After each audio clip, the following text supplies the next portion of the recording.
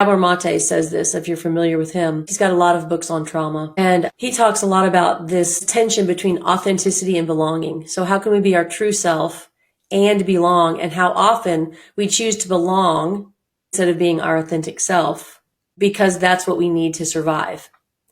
Right. And so the work that I do with myself, with my clients, is trying to find out what is that balance of uncovering, recovering, discovering your true self and for yourself, and how can you also belong. As we grow up and get older, that's that whole process of individuation. Is the more I can be myself, the more I actually belong, and not just to myself, but the more I feel like I belong within my society, my family, my whatever. And I love what Brene Brown says too. She talks about how the most compassionate people are also the most boundaried. You know, when we are boundaried in ourselves, when we know who we are, where we start and where we end, then it's easier to know where someone else begins and someone else ends. Right. So we don't go in trying to fix them and control them. Yeah, absolutely. The another Brene Brownism popped into my head as you were talking too, that was